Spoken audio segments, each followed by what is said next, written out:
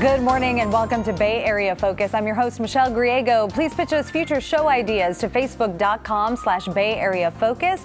Well, we have an exciting show for you today. We'll discuss Nelson Mandela's legacy, engaging literary events, and cutting-edge HIV testing. But first, we'll learn about an adolescent drug treatment program that's saving lives. Georgette Cobbs, program director of the Newbridge Foundation's Aspire program, joins me now. Thanks for coming on the show. Thank you, Michelle, for having me today. So tell me about this program. You help young people who are struggling with addiction and also who are at risk. Yes, we actually operate. Well, Newbridge Foundation, first of all, has been around since the 1960s. And we have our main facility in Berkeley, servicing adults. And then the adolescent school program, the adolescent program is a school-based program that's based in that has services schools in Oakland, Emeryville, and Berkeley. And what we do is go into the school, we become a part of their school day, offering services to stop substance use or to work with those youth who are actively using so that they can better engage in school. How do you get the young people to admit they're using and want to get that help?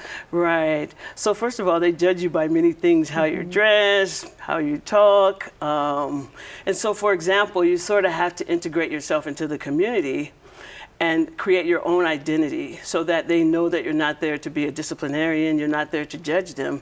You're there to hopefully offer them some solutions or coping mechanisms to whatever issue they're facing that are causing them to use the substances. And what makes a youth at risk? What can put them at risk is if they come from a home where there's substance use, if they live in a community where there's substance use, if their friends use. Sometimes just maybe going to juvenile hall and suddenly there's someone in there that they meet and they talk to them about it. So there are lots of things. If they're not doing well in school, so they're disengaged.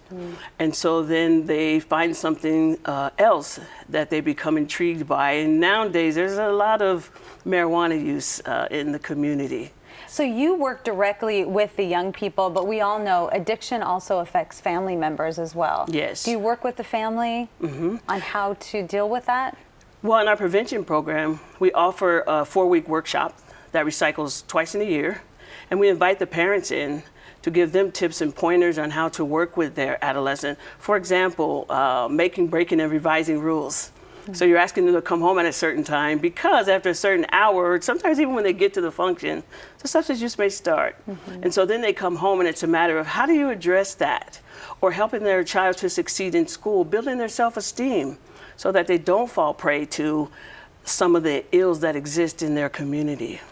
And you saw that there was a lack of resources in the community. That's what kind of inspired you to help. Yes, and so I started in a program in Napa and then sort of left and went to graduate school, came back, and then re-entered the community. And just by chance, I happened to stay in the substance abuse field.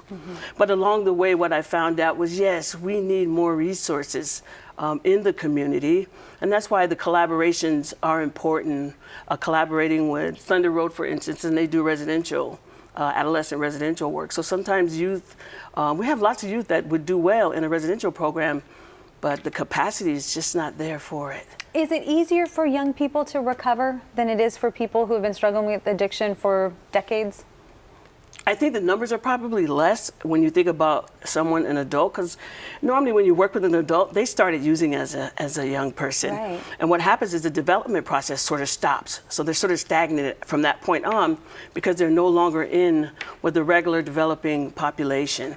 And so with kids, the parents must be involved. They must have a responsible role model in their life that runs a little bit of interference that says, guess what, if you stay on this path, this is likely may happen. Or if you follow some of the leads, and I always say, just let me run a little bit of interference and let's see what happens. And you've probably met so many people, so many young people who have been helped by this. Yes. Tell me a nice success story. Success story. So a young lady who played, was an athlete, is currently attending university on a scholarship. And one of the things that we said was that in helping them to recover or to have better protective factors is that what happens is if we can follow them from elementary school all the way through high school, then we can help them after high school. And so we put some things on their mind about success later on.